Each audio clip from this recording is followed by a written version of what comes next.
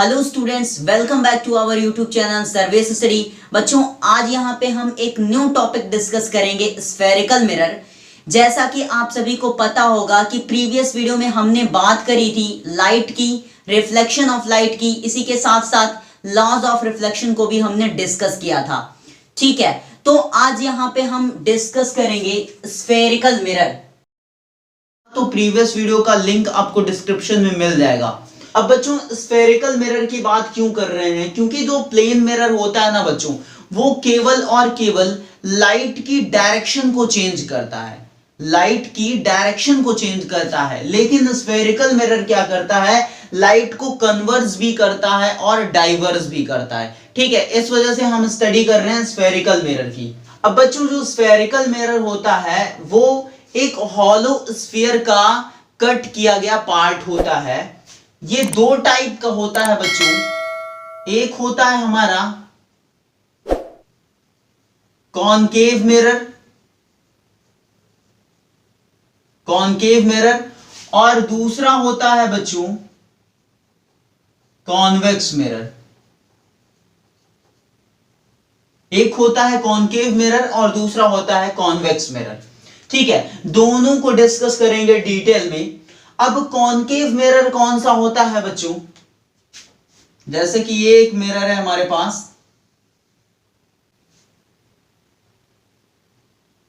ये पीछे के साइड क्या है बच्चों? इसमें पॉलिश किया गया है। ये क्या है? Polished surface, polished surface. ठीक है, और ये वाला कौन सा सरफेस है? ये है बच्चों आपका रिफ्लेक्टिंग सरफेस। ये कौन सा सरफेस है? रिफ्लेक्टिंग सरफेस है। मतलब कि बच्चों ऐसे समझो आप कि कॉनकेव, केव का मतलब क्या होता है? कुछ गुफा टाइप में। तो केव के साइड क्या होगा? रिफ्लेक्टिंग सरफेस होगा। किसका? कॉनकेव मिरर का। ठीक है, केव के साइड क्या होगा? रिफ्लेक्टिंग सरफेस होगा कॉनकेव मिरर का। या फिर आप ऐसे बोल सकते हो कि कॉनकेव मिरर वो स्फेरिकल मिरर होता है जिसमें रिफ्लेक्टिंग सरफेस कर्व्ड इनवर्ड हो, मतलब अंदर के साइड क्या हो? कर्व्ड हो। तो वो कौन सा मिरर होगा? Concave mirror. बात करें अगर कॉन्वेक्स मिरर की बच्चों, कॉन्वेक्स मिरर की, तो वो कुछ इस तरीके से होता है। और इसमें इस साइड में क्या होती है? पॉलिश होती है, पॉलिश्ड सरफेस। और ये वाला कौन सा सरफेस है बच्चों? Reflecting surface, reflecting surface. ये कौन सा मिरर है बच्चों? कॉन्वेक्स। और ये कौन सा मिरर है? कॉनकेव मिरर है। अब बच्चों, कॉन्वेक्स मिरर किसे कहते हैं? वो स्फेरिकल मिरर जिसमें रिफ्लेक्टिंग सरफेस बल्जिंग साइड हो। बल्जिंग का मतलब उभरा हुआ पार्ट। वो स्फेरिकल मिरर जिसमें रिफ्लेक्टिंग सरफेस बल्जिंग साइड हो, इस वाले साइड में, तो उसको हम क्या बोलेंगे? कॉन्वेक्स मिरर बोलेंगे। ठीक है, अंदर के साइड इसका क्या रहता है? पॉलिश्ड सरफेस रहेगा। मतलब कि रिफ्लेक्टिंग सरफेस का मतलब क्या है कि इधर अगर लाइट पड़ेगी तभी ये क्या होंगी? रिफ्लेक्ट होंगी। और इसमें कॉनकेव के केस में केव के साइड में अगर लाइट रेज इंसिडेंट होती हैं तभी रिफ्लेक्ट होंगी। ठीक है, अगर पॉलिश्ड सरफेस की तरफ इंसिडेंट हो रही तो कोई इफेक्ट नहीं पड़ेगा। ठीक है, क्योंकि ये सरफेस क्या है? पॉलिश्ड है। रिफ्लेक्टिंग सरफेस पे पड़ना चाहिए लाइट रेज को, तभी वो क्या करेंगी? रिफ्लेक्शन ऑफ लाइट के प्रोसेस को फॉलो करेंगी। ठीक है, तो स्टूडेंट्स, स्फेरिकल मिरर हमारा दो टाइप का, एक हो गया कॉनकेव और दूसरा हो गया कॉन्वेक्स मिरर। ठीक है, कॉन्वेक्स मिरर और कॉनकेव मिरर। अब बच्चों, कॉनकेव कौन सा होगा? A spherical mirror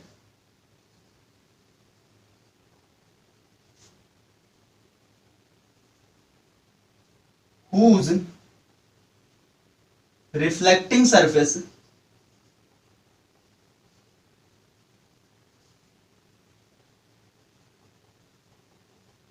curved inwards, ठीक है, वो कॉनकेव हो जाएगा। और कॉन्वेक्स कौन सा होगा? A spherical mirror whose reflecting surface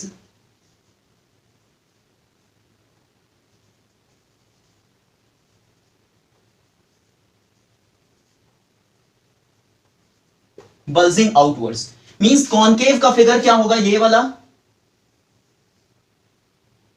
ये पॉलिश्ड सरफेस, और ये कौन सा सरफेस हो जाएगा? रिफ्लेक्टिंग, ठीक है। अगर कॉन्वेक्स का फिगर देखें तो कुछ ऐसा, ये इसका पॉलिश्ड सरफेस और ये वाला रिफ्लेक्टिंग, ठीक। अब बच्चों डिस्कस कर लेते हैं ये जो स्फेरिकल मिरर हमने पढ़ा, इनके कुछ इंपॉर्टेंट पैरामीटर्स की, कुछ इंपॉर्टेंट पॉइंट्स की बात कर लेते हैं। जैसे कि ये है अपने पास कॉनकेव मिरर, कॉनकेव मिरर, और ये है अपने पास कॉन्वेक्स मिरर, ठीक। ये हो गया कॉनकेव और ये हो गया कॉन्वेक्स, ठीक है। क्या इंपॉर्टेंट पॉइंट है? पहला है बच्चों सेंटर ऑफ कर्वेचर।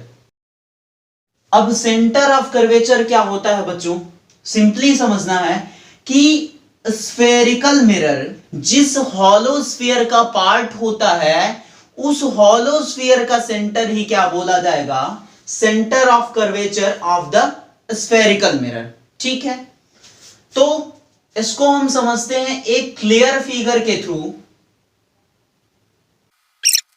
ये हो गया एक हॉलो स्फीयर। अब बच्चों यहां पे ध्यान दीजिएगा आप कि अगर ये वाला पार्ट यहां से हम कट कर लेंगे, ठीक है, ये वाला पार्ट अगर हम कट कर लेंगे तो ये जो पार्ट होगा ना बच्चों, वो कौन सा स्फेरिकल मिरर फॉर्म करेगा? कॉनकेव, कॉनकेव ही तो फॉर्म कर रहा है ना, जिसमें क्या हो जाएगा? इस साइड में क्या हो जाएगा? पॉलिश्ड सरफेस रहेगा। ये वाला सरफेस कौन सा हो जाएगा? पॉलिश्ड। और ये वाला सरफेस कौन सा हो जाएगा? रिफ्लेक्टिंग, रिफ्लेक्टिंग सरफेस, ठीक है। अब बच्चों ये जो हॉलो स्फीयर है, ये इसका जो सेंटर होगा बच्चों, वही सेंटर ऑफ कर्वेचर होगा इस कॉनकेव मिरर का, ठीक है। अगर बात करें centre of curvature of convex mirror की, तो वो क्या हो जाएगा? अब यहां से क्या करो, इस साइड से आप एक पार्ट कट कर लो, ठीक है, कट कर लिया इस साइड से। और ये जो फॉर्मेशन हो रहा है स्फेरिकल मिरर का, वो स्फेरिकल मिरर कौन सा हो जाएगा बच्चों? कॉन्वेक्स हो जाएगा। और इसमें इस साइड में क्या रहेगा? पॉलिश्ड सरफेस, और इस साइड क्या रहेगा? रिफ्लेक्टिंग सरफेस,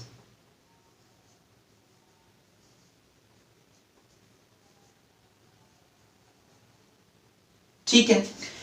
इस हॉलो स्फीयर का जो सेंटर होगा, वही सेंटर ऑफ कर्वेचर होगा इस कॉन्वेक्स मिरर का, ठीक है। इतनी बात क्लियर हो रही है आप सभी को। अब बच्चों यहां पे एक ध्यान देने वाली बात यह है कि जो कॉनकेव मिरर होता है, जो कॉनकेव मिरर होता है, उसका जो सेंटर ऑफ कर्वेचर होता है वो रिफ्लेक्टिंग सरफेस के साइड में होता है। ध्यान से सुनिएगा मैं क्या बोल रहा हूं, बहुत ही इंपॉर्टेंट बात है। यहां पे बच्चे अक्सर कंफ्यूज हो जाते हैं कि कॉनकेव मिरर जो होगा, उसका जो सेंटर ऑफ कर्वेचर होगा वो उसके रिफ्लेक्टिंग सरफेस के साइड में होगा। ये इसका रिफ्लेक्टिंग सरफेस, और इधर ही क्या होगा? Centre of curvature. ठीक है, दूसरी बात, कॉन्वेक्स मिरर जो होगा उसका जो सेंटर ऑफ कर्वेचर होगा वो मिरर के बिहाइंड होगा। ठीक है, मतलब पॉलिश्ड सरफेस की तरफ सेंटर ऑफ कर्वेचर होगा कॉन्वेक्स मिरर का, या ये बोल सकते हो कि रिफ्लेक्टिंग सरफेस से अपोजिट साइड में होगा centre of curvature convex mirror का। ठीक है, इसमें पॉलिश्ड सरफेस की तरफ और कॉन्केव में रिफ्लेक्टिंग सरफेस की तरफ सेंटर ऑफ कर्वेचर। अगर ये याद नहीं हो रहा है तो इसको रटना नहीं है, क्या करना है, ये दोनों ही फिगर अपने माइंड में सेट कर लो और उसके बाद आपको ये चीज भूलेगा नहीं। ठीक है, जब ये फिगर याद रहेगा तो इसका सेंटर, इसके रिफ्लेक्टिंग साइड, इसका सेंटर, इसके बैकवर्ड साइड में मतलब जिधर पॉलिश्ड सरफेस रहेगा। ठीक है, दूसरा पैरामीटर डिस्कस करना है बच्चों हमको, radius of curvature. Radius of curvature, radius of curvature क्या होता है?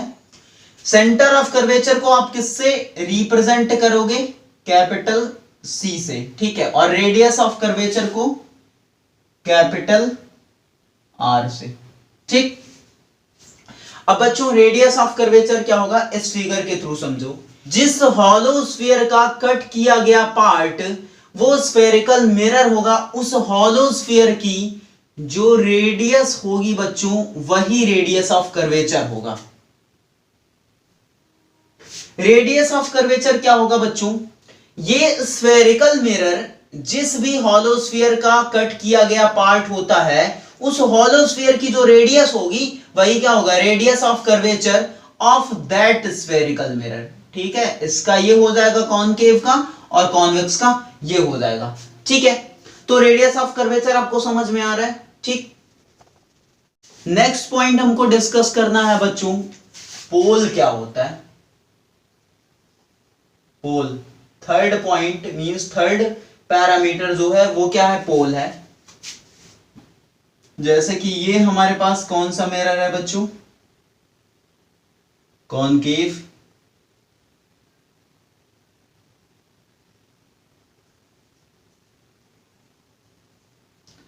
और ये कौन सा मिरर हो गया? इधर बना लेते हैं, कॉन्वेक्स। अब बच्चों पोल क्या होता है?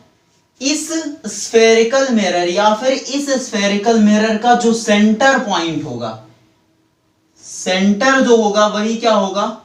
पोल होगा स्फेरिकल मिरर का। और इसको किससे रिप्रेजेंट करते हैं बच्चों?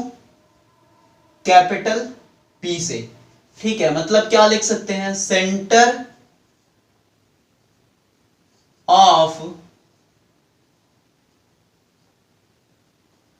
spherical mirror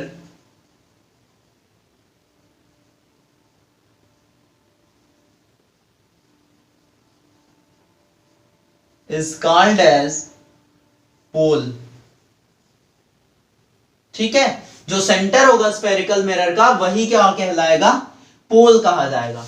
ठीक है, इसके बाद बच्चों अगर हम बात करें प्रिंसिपल एक्सिस की मींस फोर्थ पैरामीटर की, फोर्थ पैरामीटर कौन सा है? Principal axis. अगर यहां पे हम इसका सेंटर ऑफ कर्वेचर देखें तो वो यहां कहीं बना लेते हैं, ये क्या हो जाएगा? Centre of curvature. और इस कॉन्वेक्स का देखें तो वो किधर होगा बच्चों?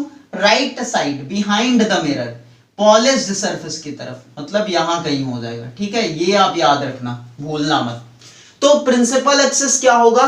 पोल और सेंटर ऑफ कर्वेचर से पास करने वाली स्ट्रेट लाइन प्रिंसिपल एक्सिस कही जाएगी। फिर से सुनिएगा कि पोल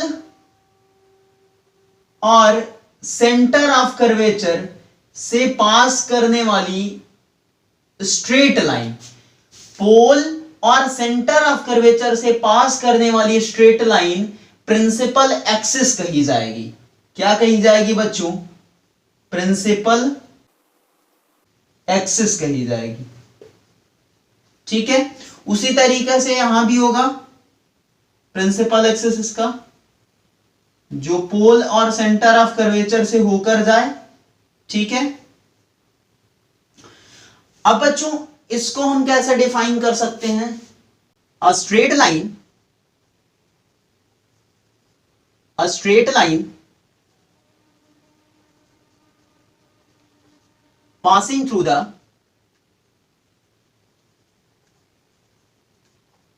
pole and center of curvature is known as principal axis। ठीक है, is known as principal axis. Next parameter है बच्चों हमारा फिफ्थ वाला, aperture.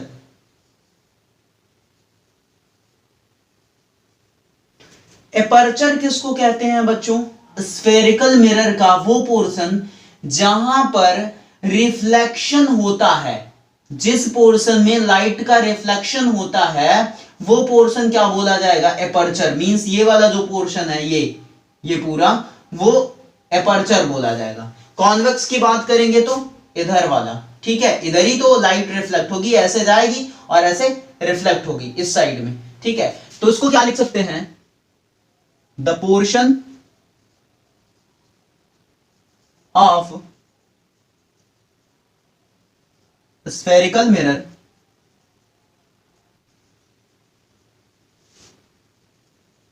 From where reflection of light take place। ठीक, नेक्स्ट पैरामीटर है बच्चों हमारा प्रिंसिपल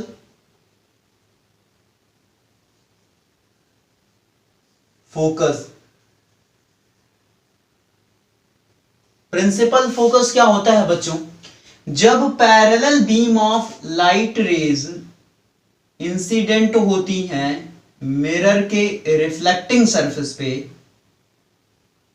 तो आफ्टर रिफ्लेक्शन ये लाइट रेज जिस पॉइंट पे कन्वर्ज करती हैं, जिस पॉइंट पे मीट करती हैं, वही क्या बोला जाएगा? प्रिंसिपल फोकस बोला जाएगा। ठीक है, तो आफ्टर रिफ्लेक्शन ये किस पॉइंट पे मीट करती हैं? एक पॉइंट होता है प्रिंसिपल एक्सिस का जहां पर ये क्या करती हैं? मिलती हैं, और वो जो इनका कन्वर्जिंग पॉइंट होगा, मिलने का पॉइंट होगा, वही क्या बोला जाएगा? Principal focus. मींस ये वाला पॉइंट प्रिंसिपल फोकस बोला जाएगा, कैपिटल एफ। इसको कैपिटल एफ से रिप्रेजेंट करते हैं। ठीक है, मतलब कि जब पैरेलल बीम ऑफ लाइट किसी स्फेरिकल मिरर पे इंसिडेंट होती हैं, तो आफ्टर रिफ्लेक्शन प्रिंसिपल एक्सिस के जिस पॉइंट पर ये लाइट रेज कन्वर्ज होती हैं, उस पॉइंट को फोकस बोलते हैं या प्रिंसिपल फोकस बोलते हैं। मतलब कि आफ्टर रिफ्लेक्शन जो इन लाइट रेज का मिलन पॉइंट होगा, कौन सा पॉइंट होगा बच्चों? मिलन पॉइंट होगा। उसी मिलन पॉइंट को ही हम क्या बोलेंगे? Principal focus. ठीक है, कॉन्वेक्स मिरर में अगर प्रिंसिपल फोकस की बात करें तो सबसे पहले इसका फिगर बना लेते हैं।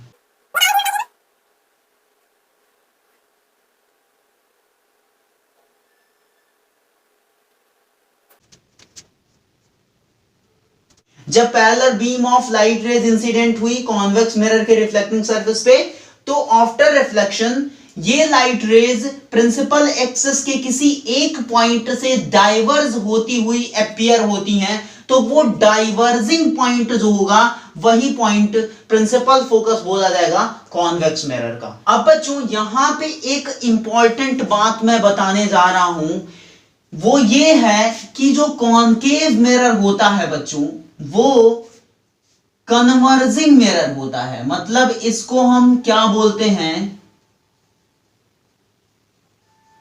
कन्वर्जिंग मिरर बोलते हैं। ठीक है, कहीं कहीं पे आपको कॉनकेव ना देके कन्वर्जिंग दे देता है। अब आपको ये लग रहा होगा कि सर ने स्टार्टिंग में जब कॉनकेव और कॉन्वेक्स पढ़ाया तो क्यों नहीं बताया कि इसका दूसरा नाम कन्वर्जिंग मिरर होता है, क्यों इसको कन्वर्जिंग बोलते हैं और कॉन्वेक्स मिरर को क्यों डाइवर्जिंग मिरर बोलते हैं, वहां पे ये बात क्लियर ना कर पाता। इस वजह से यहां पे क्लियर कर रहा हूं, ध्यान से समझिएगा कि कॉनकेव को कॉन्वर्जिंग और कॉन्वेक्स को डाइवर्जिंग क्यों बोला जाता है। क्योंकि कॉनकेव मिरर जो होता है वो लाइट रेज को क्या करता है, parallel beam of light rays को एक पॉइंट पर, प्रिंसिपल एक्सिस के एक पॉइंट पर ये क्या कर रहा है बच्चों, कन्वर्ज कर रहा है। फोकस पे सारी पैरेलल बीम ऑफ लाइट को आफ्टर रिफ्लेक्शन कन्वर्ज कर दे रहा है और इसी वजह से कॉनकेव मिरर को कन्वर्जिंग मिरर बोला जाता है। बात करें अगर कॉन्वेक्स मिरर की, तो कॉन्वेक्स मिरर को डाइवर्जिंग मिरर इसलिए बोलते हैं क्योंकि ये पैरेलल बीम ऑफ लाइट को आफ्टर रिफ्लेक्शन एक पॉइंट से डाइवर्ज करता है, इस वजह से इसको क्या बोलते हैं, डाइवर्जिंग मिरर, और इसको कन्वर्जिंग मिरर बोला जाता है। क्लियर है बात। नेक्स्ट पैरामीटर बच्चों हमको डिस्कस करना है 7 नंबर का, फोकल लेंथ। फोकल लेंथ इसको स्मॉल एफ से रिप्रेजेंट करते हैं, स्मॉल एफ से, ठीक है। अगर बच्चों हम बात करें कॉनकेव मिरर की, सबसे पहले ये हो गया पोल, पोल और सेंटर ऑफ कर्वेचर से पास करने वाली स्ट्रेट लाइन, ये हो गई हमारी क्या, प्रिंसिपल एक्सिस, ठीक है। और इसके जस्ट पहले हमने बात करी प्रिंसिपल फोकस की, जहां पे लाइट रेज क्या होती हैं, कन्वर्ज होती हैं आफ्टर रिफ्लेक्शन। जब पैरेलल लाइट रेज इंसिडेंट करती हैं मिरर पे तो आफ्टर रिफ्लेक्शन प्रिंसिपल एक्सिस के एक पॉइंट पे कन्वर्ज होती हैं और उस कन्वर्जिंग पॉइंट को हम क्या बोलते हैं, फोकस, प्रिंसिपल फोकस, ठीक है। ये हमारा पोल है। अब हमको बात करनी है बच्चों फोकल लेंथ की। प्रिंसिपल फोकस और पोल के बीच की जो लेंथ या डिस्टेंस होगी वही क्या कही जाएगी बच्चों, फोकल लेंथ बोली जाएगी, और इसको स्मॉल एफ से रिप्रेजेंट करते हैं। मींस ये वाली जो लेंथ होगी वो क्या होगी, फोकल लेंथ होगी। तो इसके लिए हम क्या डेफिनेशन लिख सकते हैं, डिस्टेंस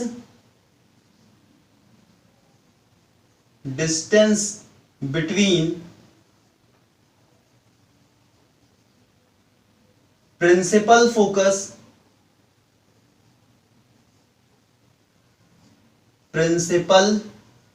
focus and pole, ठीक है। तो वो क्या हो जाएगी, फोकल लेंथ हो जाएगी। ये हो गया पोल और इसके बिहाइंड में क्या आता है, फोकस आता है, प्रिंसिपल फोकस, और बिहाइंड में ही सेंटर ऑफ कर्वेचर आता है, ठीक है। तो यहां पे फोकल लेंथ क्या होगी, ये वाली डिस्टेंस पोल से प्रिंसिपल फोकस के बीच की, ठीक है। तो यहां पे फोकल लेंथ ये हो जाएगी और कॉनकेव मिरर में फोकल लेंथ ये हो जाएगी, ठीक। इसके बाद बच्चों हमको पढ़ना है एक रिलेशन, किसके किसके बीच में, रेडियस ऑफ कर्वेचर और फोकल लेंथ के बीच में। Relation between radius of curvature means capital R and focal length means small F, ठीक है। इन दो के बारे में हम रिलेशन पढ़ने जा रहे हैं। क्या रिलेशन होगा बच्चों, रेडियस ऑफ कर्वेचर और फोकल लेंथ के बीच में। रिलेशन ये है बच्चों की जो रेडियस ऑफ कर्वेचर होता है मींस आर, वो फोकल लेंथ का क्या होता है, डबल होता है। Radius of curvature is equal to क्या होगा, डबल होगा किसका, फोकल लेंथ का, means 2 times of focal length. ठीक है, तो रेडियस ऑफ कर्वेचर क्या होता है, r is equal to 2 times of focal length क्या हो जाएगी, f।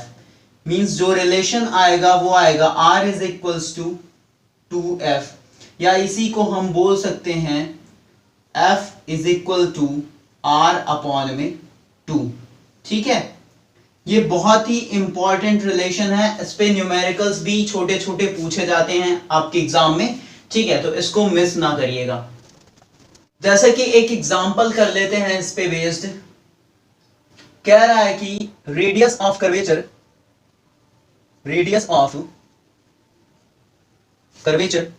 Of concave mirror is 32 centimetre. तो क्या निकालना है, find the focal length of the concave mirror. Radius of curvature कितना है बच्चों, 32 सेंटीमीटर, और फोकल लेंथ हमको फाइंड करनी है। तो रिलेशन क्या होता है, F is equals to R upon में 2 होता है, और रेडियस ऑफ कर्वेचर कितना दिया, 32 अपॉन में 2, मींस 16 सेंटीमीटर आ जाएगी फोकल लेंथ कॉनकेव मिरर की। ठीक है, मान लो एक क्वेश्चन दिया है कि फोकल लेंथ दिया है 10 सेंटीमीटर का, और हमसे R पूछ रहा है, तो क्या हो जाएगा, R is equals to 2F होता है, तो 2 इंटू 10 मीन्स 20 सेंटीमीटर आ जाएगा इसका रेडियस ऑफ कर्वेचर। ठीक है, तो आई होप स्टूडेंट्स की वीडियो आपको अच्छी लगी होगी। जितने भी टॉपिक्स हमने यहाँ पे कवर किए वो सारे आपको क्लियरली समझ में आए होंगे।